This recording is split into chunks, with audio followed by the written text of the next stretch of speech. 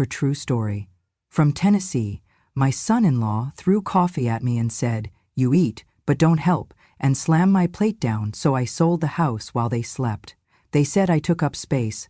I took the land instead. "You eat, but don't help," he barked, turning to me, his face red. "You just sit here like you're the queen of this house, and you sure as hell aren't entitled to live here like a damn freeloader." It was supposed to be a quiet Sunday morning, the kind where the sun filtered lazily through the kitchen blinds and the smell of toast and coffee filled the air. I had gotten up early, as I always did, careful not to wake anyone. My knees creaked and ached with every step, but I had grown used to that. After all, when you're 72 and your hip has been through surgery, pain becomes as familiar as breath. I had made my way to the kitchen, set the table, like I used to when George was still alive, and waited. My daughter Lila came down first, in her robe, yawning and scrolling through her phone. She barely looked up when I said good morning. Then came the kids, Olivia and Ben, 10 and 7. They smiled at me, sweet as always, and sat down to their usual spots. And then he entered, Derek, my son-in-law. 6'2", big-shouldered, with a look that could slice granite. He did not speak at first, just poured himself a cup of coffee, then grabbed a plate of eggs Leela had fried. He sat down heavily at the head of the table and began eating without a word. I sat in the far corner, like I always did now, at the edge of the table. My plate had one slice of toast and a bit of scrambled egg. I didn't want to be a burden. I never asked for anything more. I smiled. I always tried to smile. "Morning, Derek," I said, gently. He didn't respond. Just chewed, loud and hard. The silence thickened. Lila pretended not to notice. The kids whispered something to each other about a video game. I reached for my tea, trying not to spill, when Derek's chair suddenly screeched backward. "You know what? I'm sick of this," he said sharply. We all froze. "You eat, but don't help," he barked, turning to me, his face red. "You just sit here like you're the queen of this house." Lila's head snapped up. Olivia dropped her spoon. Ben shrank back into his seat. I looked at him, stunned. I try to help, Derek. My hip is still healing," the doctor said. He laughed, a cruel, joyless sound. "Your hip? You have been here for 6 months, doing nothing but taking up space, using our water, our electricity, eating our food." "Derek, please," Lila said under her breath, eyes wide. "Not now." But he wasn't finished. He grabbed his mug of coffee, still steaming, and in one sudden, violent motion, hurled it toward me. The hot liquid splashed across my lap, soaking my old blue nightgown, scalding my skin. I gasped, not from pain but from the shock. The mug clattered to the floor and rolled under the counter. I looked down at the brown stain spreading over the fabric, my hands shaking. The kids stared at me, eyes wide, mouths open. Then, as if that wasn't enough, Derek slammed his plate down onto the table, so hard the eggs bounced and the plate cracked. "I work 50 hours a week and come home to this?" he shouted. "A house full of people, eating and lounging while I pay for everything?" I sat frozen, the burn on my thigh throbbing. No one moved. Lila just stared at the table, her lips pressed into a thin line. "You're not my mother," Derek said, voice low now, venomous. "And you sure as hell aren't entitled to live here like a damn freeloader." The words stabbed.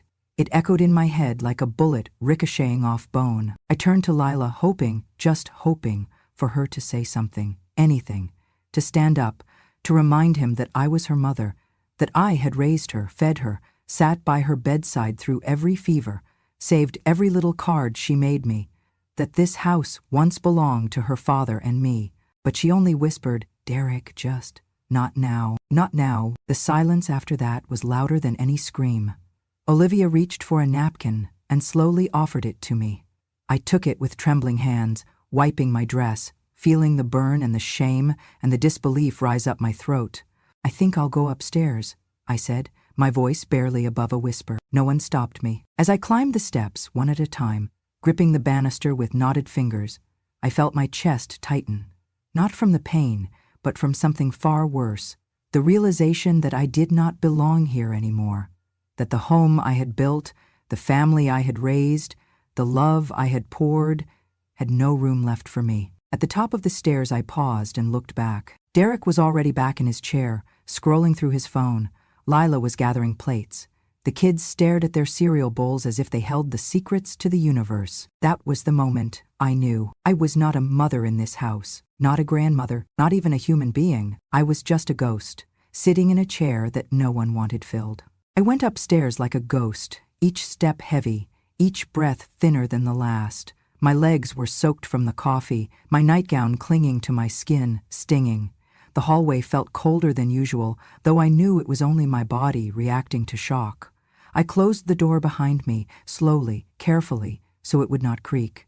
Then I turned the lock, not because I feared anything more would happen, but because I needed more than anything to feel I still had some kind of control. I sat on the edge of the bed, my hands trembling in my lap. The thin floral blanket I used every night was still half folded, the pillow where I kept George's old handkerchief tucked beneath it. I stared at the brown stains on my legs and on the nightgown, watched them bloom like wounds. My fingers felt for the buttons at my collar. I undressed quietly, mechanically, and changed into a fresh housecoat, one of the few I had left that was not threadbare. Then I sat again, still listening. No one came up, no knock on the door, no footsteps, no apologies. They had already moved on with their morning. The silence felt deafening. I pressed a hand to my chest, and my fingers touched something beneath the fabric. I reached in and pulled out the small gold locket I wore every day, even now, even when they mocked me for being sentimental. I opened it with a soft click. Inside, the tiny photograph of George was still intact, black and white, his eyes serious, his jaw firm, the same way he looked the day he returned from war. And just like that, the years melted away. I closed my eyes. The scent of cedar and fresh paint filled the air, and George stood out front with sweat dripping from his brow and a hammer still in hand. He had spent months building that porch. He wanted everything to be perfect, every nail, every plank. He did not have to do it himself, but that was who he was. After returning from the war, George had said he wanted to create something with his hands, something peaceful, something solid. "This house will keep you safe when I'm gone," he told me once, holding my face in his rough, calloused hands.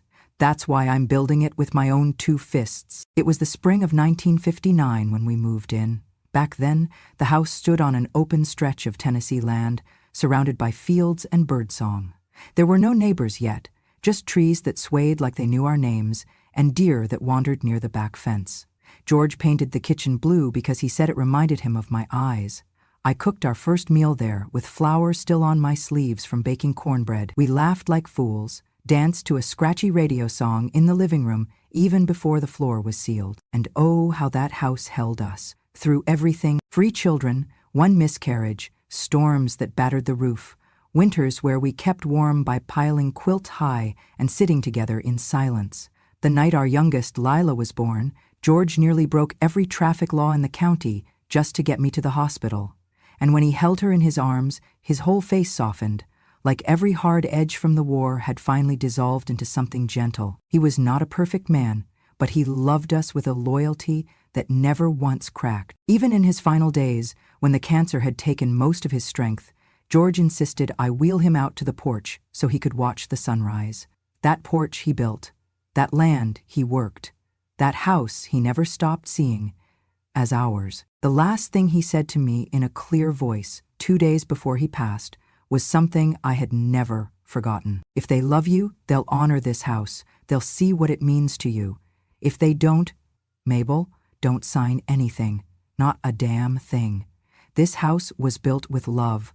Do not let them turn it into something ugly." He had looked me square in the eye. "Promise me," and I did. My fingers tightened around the locket. I had kept that promise. The papers they had asked me to sign, Lila and Derek.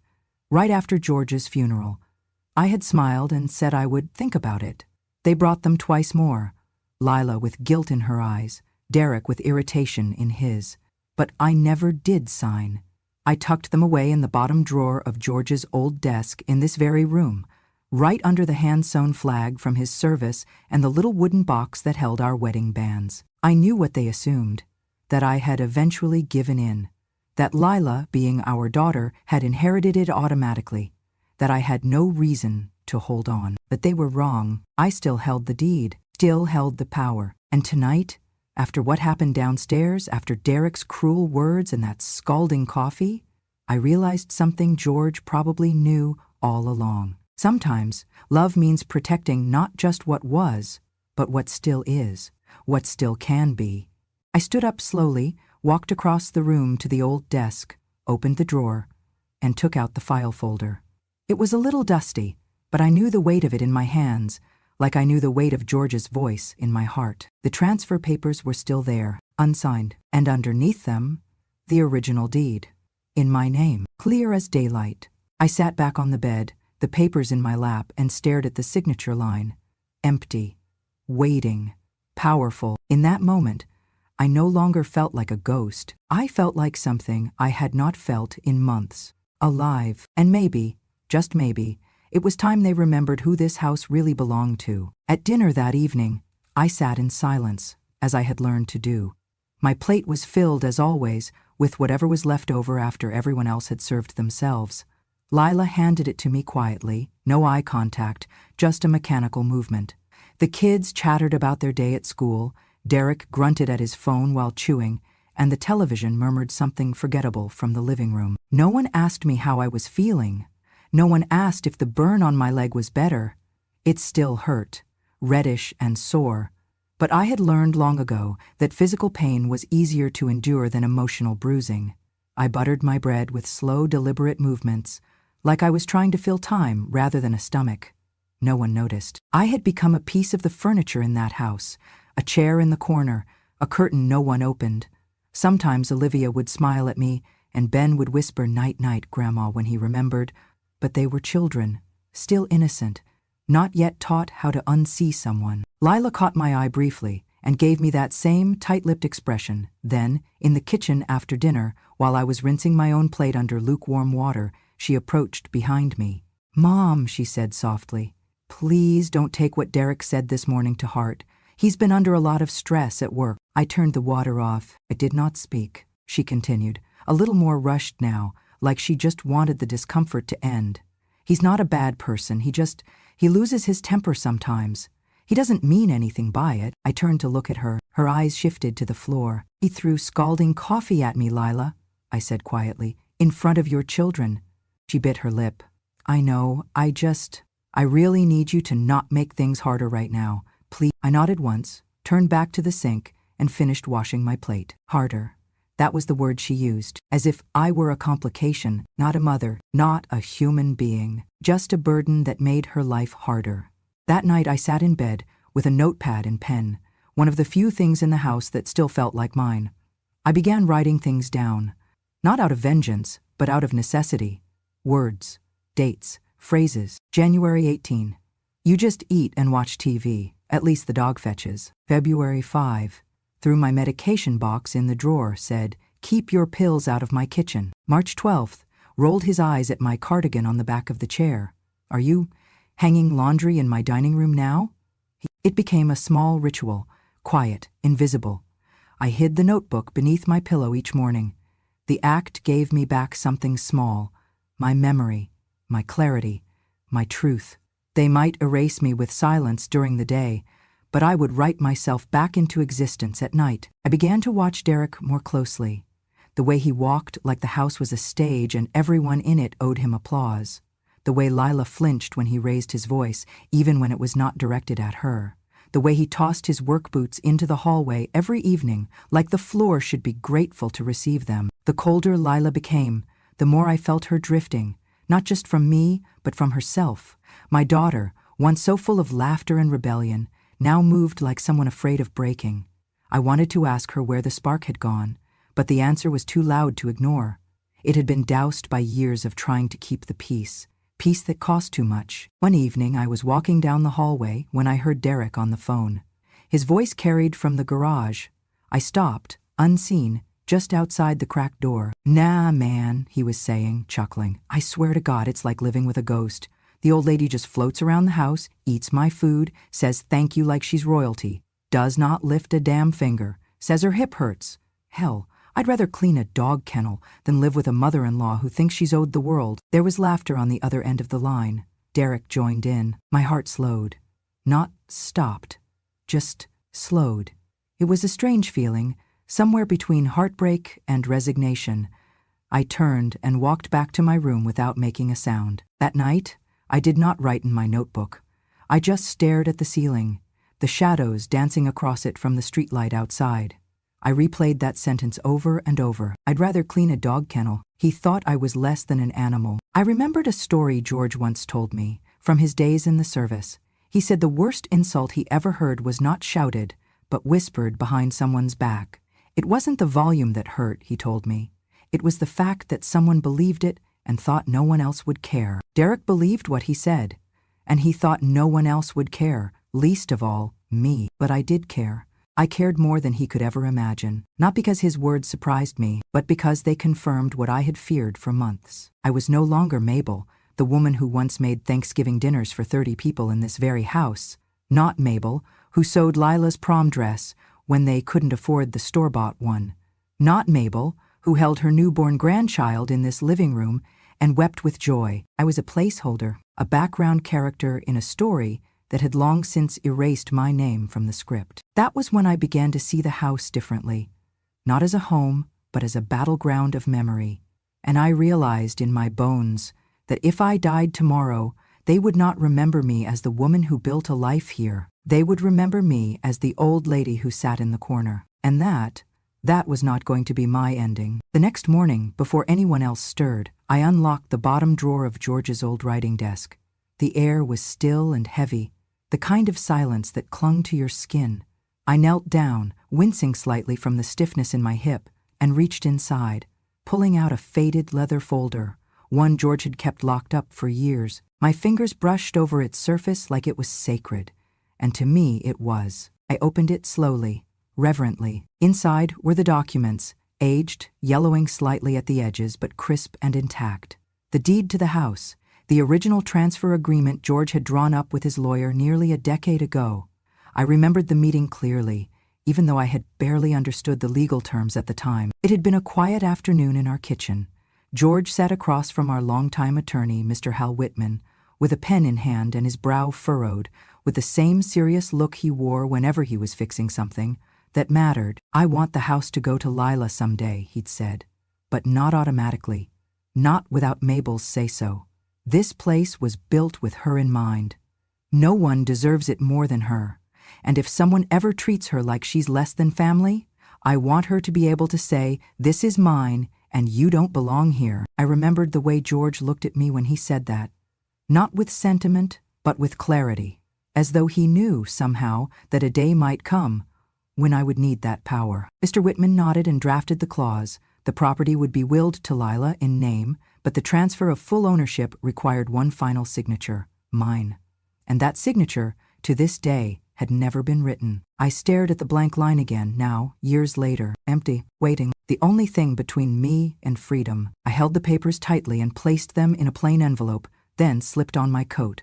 The clock read 7:15 a.m. The house was still asleep. Derek never rose before 8 on weekends. Lila stayed in bed even longer. I had time. I took the local bus into town, sitting by the window, the folder pressed flat against my chest as if it could protect me from everything outside. The town had not changed much. Same streets, same coffee shop on the corner, same courthouse with peeling white paint. Mr. Hal Whitman still worked in the same building on Magnolia Street, just above the bakery that always smelled of cinnamon. I buzzed at the entrance and waited. He opened the door, startled at first, but then smiled gently. "Well, if it isn't Mabel Jennings, my God, it has been too long." I nodded, unable to keep my voice from shaking. "I need to talk to you about the house." He gestured me inside, and soon we were sitting across from each other, just like all those years ago. I pulled out the folder and placed the papers in front of him. "I never signed it, Hal," I said quietly, "but I think I might want to." He looked over the documents, carefully, adjusting his glasses. "You have every right to," he confirmed. "George structured this exactly how he said he would. It's all here, in black and white. You're the final authority." The words settled in the air like dust. I leaned back in the chair and let out a breath I had not realized I had been holding for months. "And if I choose to sell it, you can sell it, gift it, lease it, burn it to the ground," he said. "It's legally yours to decide." That made me smile, faintly. Burn it to the ground. The image was tempting. He hesitated for a moment. You thinking about leaving? I'm thinking about surviving, I said. He nodded, understanding in his eyes. We talked a while longer, discussing logistics. He said he could help manage the process quietly if that was what I needed. I told him it was exactly what I needed. Quiet, but final. When I stepped out of his office, the sky had brightened, and I felt strangely taller, like the air around me had shifted. I walked for a bit through the small downtown, past storefronts and flower beds, past children holding their parents' hands, and then I found myself pausing at a public bulletin board nailed to the side of the post office. Among the flyers for guitar lessons and lost cats was a printed notice in bold green letters, calling landowners, local conservation trust, seeking rural properties to develop nature reserve. Preserve Tennessee's natural heritage. Let your land become a legacy. A phone number was listed below. I stared at it. Then I read it again, and again. A slow, undeniable idea began to form. I thought about the land behind our house, the wide open space, the trees that still remembered George's hands, the field where Lila used to run through wildflowers. I remembered how George would say, "This place is peace. I want it to stay peaceful long after we're gone." Maybe. It still could be. I pulled the flyer down and folded it into my coat pocket. When I got home, I went straight to my room and pulled out a local map from George's old filing cabinet. I spread it out over the bed and ran my finger over the lines that bordered our land. 22 acres, undeveloped, still zoned as private residential. Exactly the kind of land a conservation group might want. Exactly the kind of land they were searching for. I sat back and stared at the map, the realization settling over me like the first cool breeze after a brutal summer. If I sold this house, not to Lila, not to Derek, not to any of the neighbors, but to someone who would protect it, preserve it, keep it out of their hands forever, that would be the justice George would have wanted, and the revenge I had never allowed myself to consider until now. I folded the map carefully, placed it next to the flyer, and sat in the silence of my room, hearing the echoes of Derek's laughter from downstairs and Lila's voice calling the kids to come clean up. They thought I was a shadow, but they had no idea the light was about to shift, and when it did, they would see me clearly, for the first time in years. I waited until late Monday morning, when I knew the house would be empty. Derek had gone to work early, grumbling about traffic like always, and Lila had taken the kids to their piano and karate classes. The only sounds were the distant hum of the fridge and the ticking clock above the kitchen window. I sat down at George's old desk, with the flyer laid out beside me, and dialed the number listed at the bottom. The phone rang twice. "Thank you for calling the Tennessee Land and Conservation Trust. How may I help you?" A bright, polite voice answered. I cleared my throat. "Yes, good morning. I saw your flyer downtown. About the land purchase." "Yes, ma'am. We're currently reviewing several properties for our reserve project. May I ask your name?" I hesitated just a beat. "Actually, I'd prefer not to give my full name over the phone. Not yet. I'm in a delicate situation." A pause. Then warmth returned. "Of course, ma'am. We understand privacy. Would you like to schedule a discreet assessment?" "Yes. I'd like someone to come take a look, quietly. I don't want anyone in the household to know. Is that possible?" "Certainly. We've done off-record evaluations before. What's the property address?" I gave it, slowly and clearly. My heart was pounding by the end of the call. They scheduled a private visit for Thursday afternoon. When I hung up, I stared at the phone for a long moment, then tucked it back in the drawer. A strange calmness came over me, like the kind you feel before a storm, when everything goes eerily still. That Thursday, at precisely 2:30, a beige SUV pulled up to the edge of the property.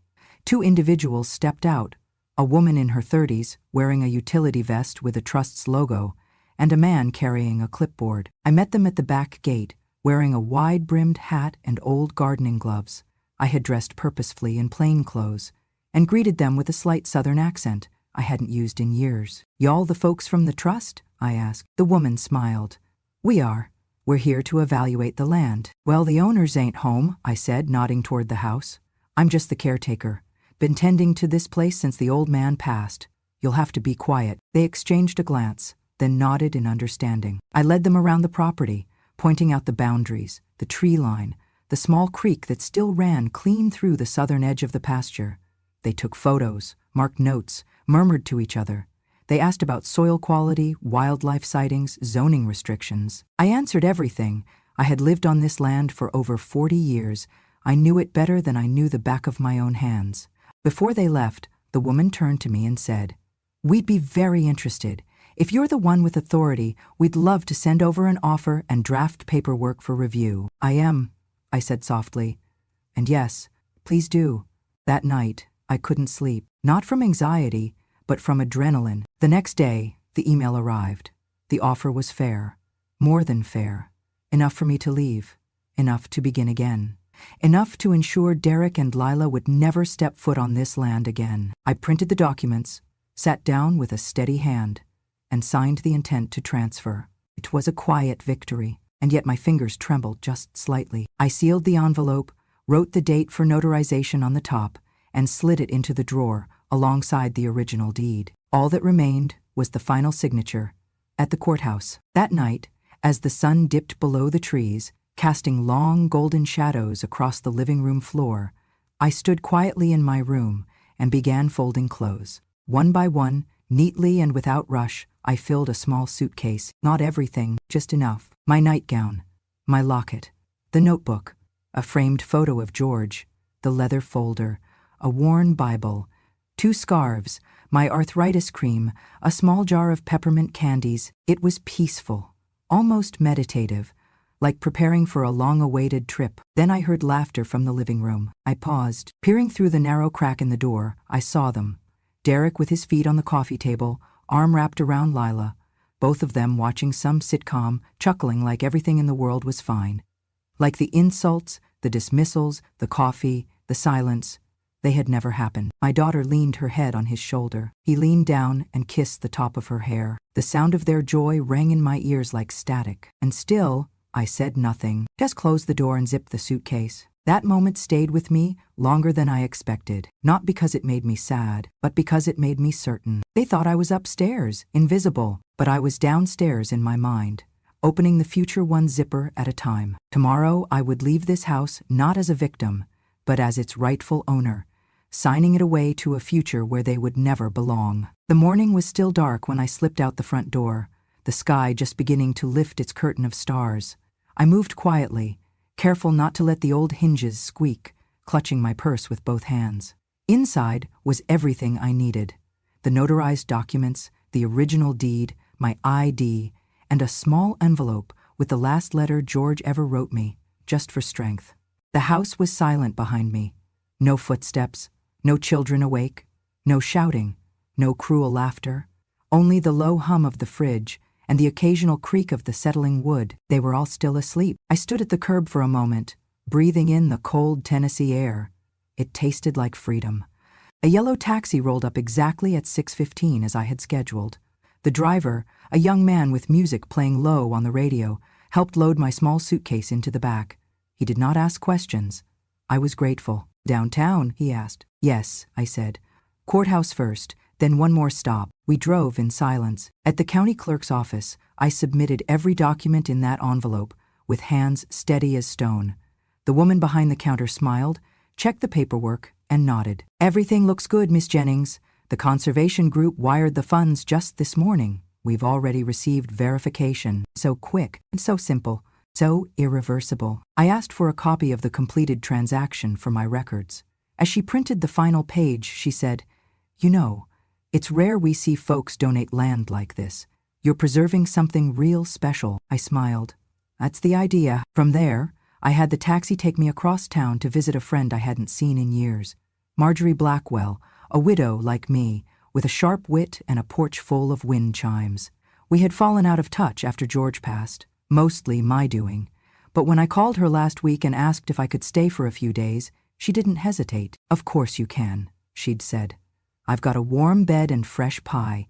You just bring your stories." She didn't ask why I was leaving. She just opened her door and wrapped me in a hug. That afternoon, I received confirmation from the trust. The transfer of land had gone through. The house and acreage were now officially part of the Tennessee Reserve Project, effective immediately. I spent the next day reading on Marjorie's porch, watching squirrels chase each other across the roofline.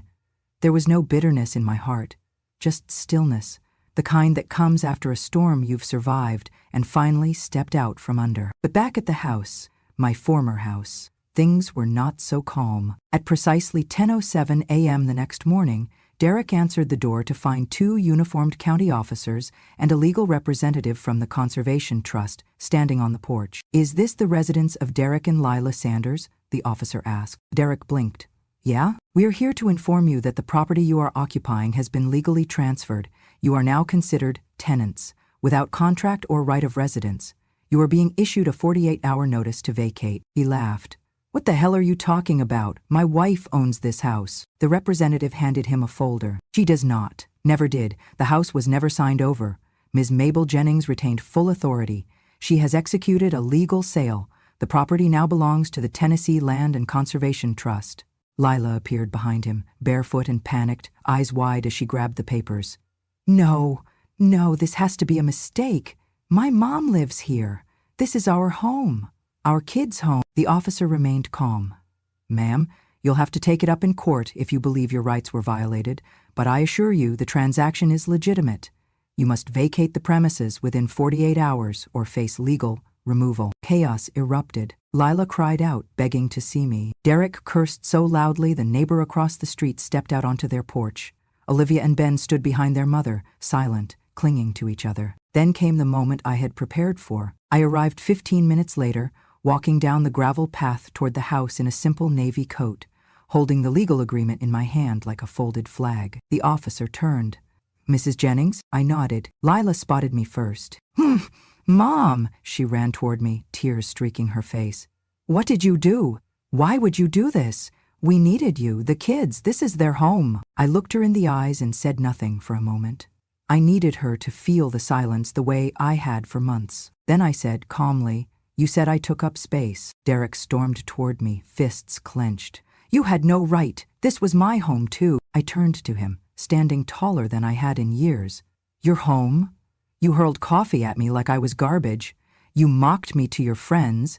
You lived under my roof and acted like I was the stray dog." He opened his mouth, but I raised my hand. "You all said I didn't belong, that I was in the way.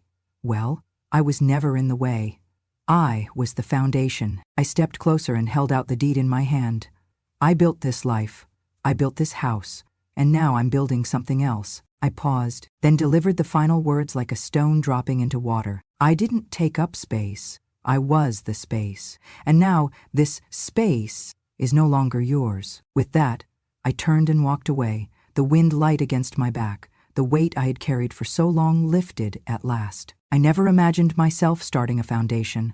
Truth be told, I never even imagined leaving that house. For years, I thought I would simply fade into the wallpaper, pass quietly in my sleep, and be remembered only by the shadows that collected in the corners of the hallway. But sometimes it only takes one broken plate, one thrown cup of coffee, one final insult to wake something up inside you. 2 weeks after the sale was finalized and the property fully transferred to the Tennessee Land and Conservation Trust, I sat across from my attorney in his office, the sun warm through the window as we reviewed the wire transfer confirmation. "Everything looks good," he said, sliding the papers into a neat folder.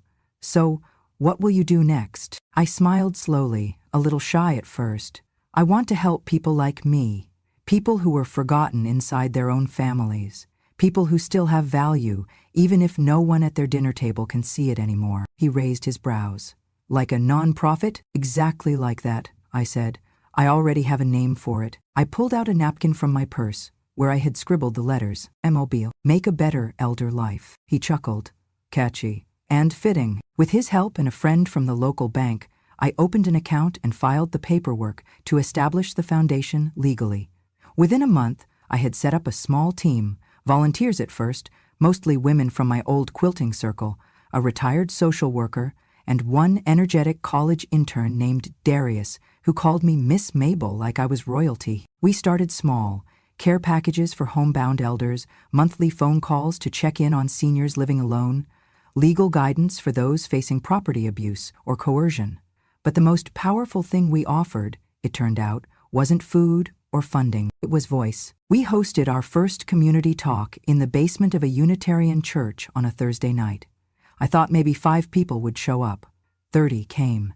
By the second event, we had nearly 70. Grandmothers, veterans, widowers, a quiet man who had been kicked out of his daughter's house after his stroke, a woman whose family refused to visit unless she handed over her Social Security checks. I stood up in front of them, heart pounding, and told them my story, from the burn on my thigh to the deed in my name, from the silence at the dinner table to the knock on the door that changed everything. I told them about George and the promise I had kept, and when I finished, there was no applause, just silence. But not the cold kind. This silence was full, heavy, reverent. Then someone clapped, and another, and then they stood, some crying, some nodding. The next morning, a local news crew called and asked if I would share my story on air. Apparently, someone had recorded part of the talk and posted it online. I hesitated. "I'm not sure I want to become a spectacle," I said. But the young producer on the line replied, "Miss Mabel, you're not a spectacle.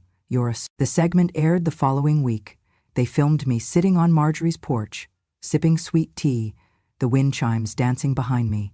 They added soft piano music and cut in images of my old house, now with a sign posted out front. Protected land, future site of Tennessee Natural Preserve." The story took off. Before I knew it, I was invited to speak on a podcast, then at a state elder rights summit in Nashville. Strangers began sending letters, some from as far as Oregon and Maine. Many started the same way. "I saw you on the news and cried. I've been living like a ghost too. You reminded me that I am not invisible." At some point, a radio host nicknamed me the coffee lady who took the land. I thought it would bother me, but it didn't. In fact, I laughed. Yes, that's exactly who I was. I was the woman who'd had hot coffee hurled at her in her own kitchen and turned that humiliation into something sacred. I was the woman who'd been called a burden, a problem, too old, and turned her silence into a megaphone. The Mabel Foundation continued to grow. We secured a grant to create an emergency housing fund for elders in domestic crisis. We partnered with local churches and libraries to offer workshops on property law and inheritance rights. We launched a hotline. Darius built a website. Marjorie ran our Facebook page, posting quotes from our talks and pictures of the cookies we served at meetings. At the one-year anniversary of the foundation's founding, we held an outdoor celebration in the new reserve where my house once stood. The trees stood tall, the wind was cool, the land was quiet, and under a large oak tree, a brass plaque had been installed. It read, "In honor of Mabel Jennings. She took up space and gave it back, a guardian of dignity." I stood in front of that plaque, tears in my eyes, surrounded by people, many of them older, many of them forgotten by their own, but standing tall, holding hands, smiling. I felt George then, not just in memory, in presence, like he was leaning just over my shoulder, whispering, "Told you not to sign anything." That night, back at Marjorie's, I looked into the mirror and hardly recognized myself. Not because I looked younger, but because I looked awake, bright, whole. I smiled, not the careful smile I used at family dinners, not the polite one I wore in their house, but a real one, wide and unashamed. It was the first smile in years that felt like it belonged entirely to me. I used to believe that once your children grew up, your job was to disappear quietly, to not cause trouble, to not take up space. But I've learned that some things, like dignity, like your voice, are worth taking space for. After selling the house, I didn't just find freedom, I found a chance to do something meaningful. So I founded the Mabel Foundation, Make a Better Elder Life. It started on Marjorie's kitchen table with a pen, a notepad, and a cold cup of tea. MABCL wasn't just my name anymore, it became a mission. We began by helping isolated elders, delivering groceries, organizing support circles, and simply listening. For many, it was the first time they'd spoken their pain out loud. One woman said, "I didn't think anyone would care if I disappeared." That's when I knew we were doing something that mattered. Then, someone shared a video of me telling my story, from the coffee thrown at me to the deed I never signed. It went viral. Letters poured in. People said I gave them permission to stand up. When the news called me the coffee lady who took the land, I didn't flinch. That coffee cup? It drew a line. I stepped over it and found myself again. I didn't just reclaim a house. I reclaimed me. My days are quieter now, and finally mine. I live in a small white house with green shutters on the edge of a forest, where the mornings begin with tea and bird song, and the evenings end with golden lamplight and the rustle of pine trees. The rocking chair on my porch creaks like an old friend, reminding me that I am still here, still choosing peace over noise. People come sometimes, strangers who've heard about the coffee lady who took the land, women who feel invisible, who've been silenced too long. They come with stories. I listen. I offer tea, and if they ask for advice, I give only what I know. That silence is not love, and forgiveness is not permission to return to harm. Last month, a letter came from my daughter. She said sorry. She said she left him. I read her words, folded them gently, and placed the letter in my drawer.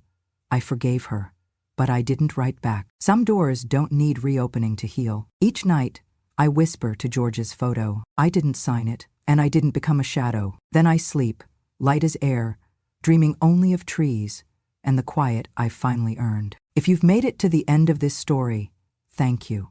Thank you for listening, not just to a tale, but to a journey of dignity, resilience, and quiet strength. Mabel's story wasn't just about a deed that was never signed. It was about people like her, elders who were once seen as a burden, but in truth are the roots holding entire families together.